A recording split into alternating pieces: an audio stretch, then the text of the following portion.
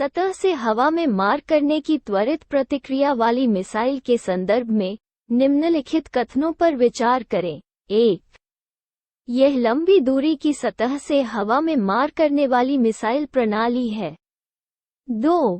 यह संपूर्ण हथियार प्रणाली स्थिर है और एक निश्चित आधार से वायु रक्षा प्रदान करने में सक्षम है। 3. इसमें 360 डिग्री कवरेज वाले 2 रडार हैं।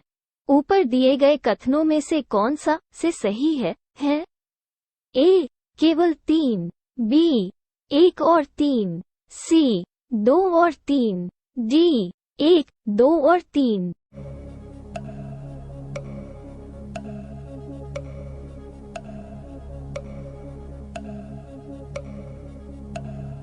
उत्तर ए।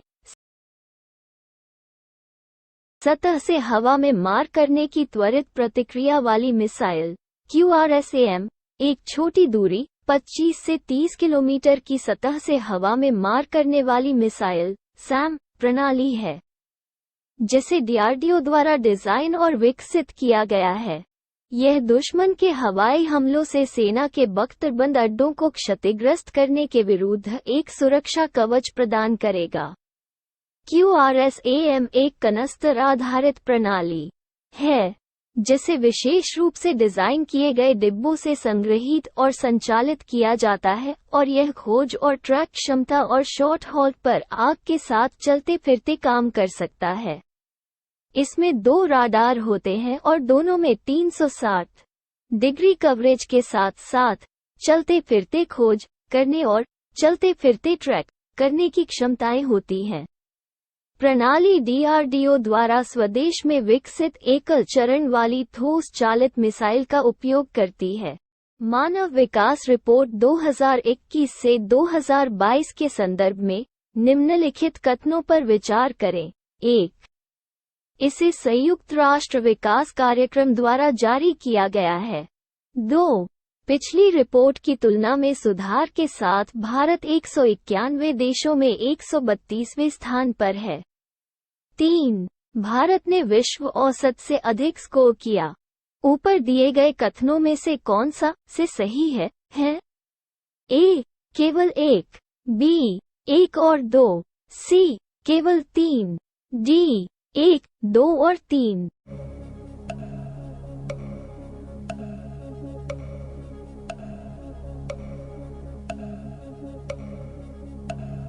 उत्तर ए। सूचकांक संयुक्त राष्ट्र विकास कार्यक्रम द्वारा जारी मानव विकास रिपोर्ट 2021 से 2022 का हिस्सा है। HDI मानव विकास के 3 बुनियादी आयामों में एक देश की औसत उपलब्धि को मापता है: एक लंबा और स्वस्थ जीवन, शिक्षा और एक सभ्य जीवन स्तर। इसकी गणना 4 संकेतकों: जन्म के समय, जीवन प्रत्याशा, स्कूली शिक्षा के औसत वर्ष, स्कूली शिक्षा के अपेक्षित वर्ष और प्रति व्यक्ति सकल राष्ट्रीय आय (GNI) का उपयोग करके की जाती है। 3 दशकों में पहली बार लगातार 2 वर्षों में अपने स्कोर में गिरावट दर्ज करने के बाद भारत मानव विकास सूचकांक HDI 2021 में 191 देशों में से 132वें स्थान पर है। भारत ने विश्व औसत से कम स्कोर किया। 90% देशों ने अपने HDI मूल्य में कमी दर्ज की है, जो सतत विकास लक्ष्यों की दिशा में बहुत अधिक प्रगति को उलट देता है। भारत का HDI स्कोर इसे मध्यम मानव विकास श्रेणी में रखता है। रैनसमवेयर अभ्यास एक आभासी साइबर सुरक्षा अभ्यास है, किसके द्वारा आयोजित किया गया? ए. भारत और USA, बी. USA और UK, सी. भारत और UK, डी. USA और ऑस्ट्रेलिया।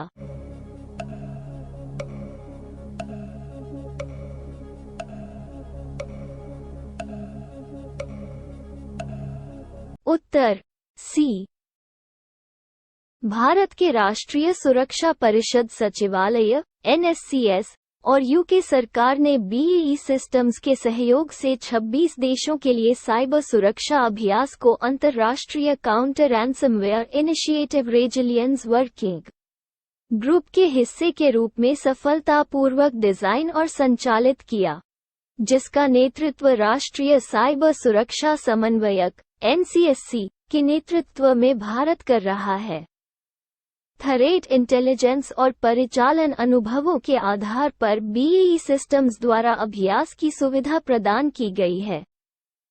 अभ्यास का विषय ऊर्जा क्षेत्र पर आधारित है, जिसमें भागीदार राष्ट्रों की संबंधित राष्ट्रीय साइबर संकट प्रबंधन टीमों को कई बिजली वितरण कंपनियों पर रैंसमवेयर हमले से निपटना होगा। प्रधानमंत्री टीबी मुक्त भारत अभियान के संदर्भ में निम्नलिखित कथनों पर विचार करें। 1. यह टीबी रोगियों के उपचार परिणामों में सुधार के लिए अतिरिक्त रोगी सहायता प्रदान करने पर आधारित है। 2. इसमें टीबी रोगियों का समर्थन करने के लिए कॉर्पोरेट सामाजिक उत्तरदायित्व CSR गतिविधियों का लाभ उठाया जाएगा। ऊपर दिए गए कथनों में से कौन सा से गलत है? A. केवल 1, B. केवल 2, C. 1 और 2 दोनों, D. उपरोक्त में से कोई नहीं।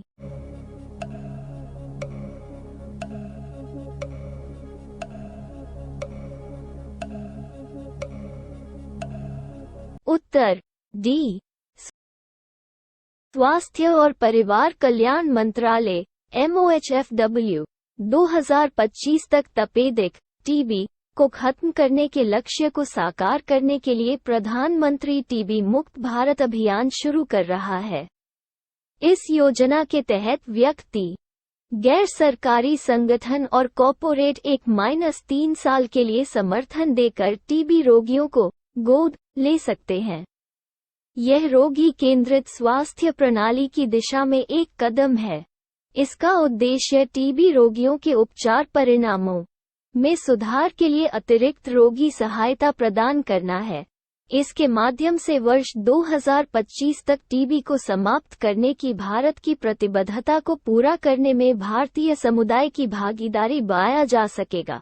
इस अभियान के माध्यम से कॉर्पोरेट सामाजिक उत्तरदायित्व CSR गतिविधियों का अधिकाधिक सहयोग प्राप्त किया जा सकेगा। इस मंत्रालय ने लीगल मेट्रोलॉजी रूल्स 2011 में संशोधन के मसौदे को अधिसूचित किया है। A. कॉर्पोरेट मामलों के मंत्रालय, B. वित्त मंत्रालय, C. वाणिज्य और उद्योग मंत्रालय, D.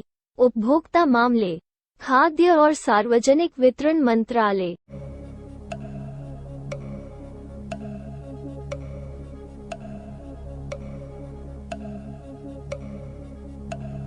उत्तर D.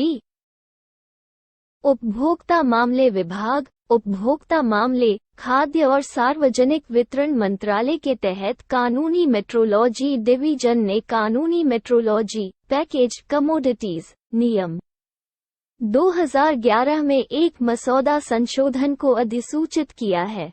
लीगल मेट्रोलॉजी का उद्देश्य सुरक्षा और वजन और माप की सटीकता की दृष्टि से सार्वजनिक गारंटी सुनिश्चित करना है। संघ सूची के अंतर्गत प्रविष्टि 50 बाट और माप के मानकों की स्थापना से संबंधित है। समवर्ती सूची के तहत प्रविष्टि 33 एक कानूनी माप विज्ञान के प्रवर्तन से संबंधित है।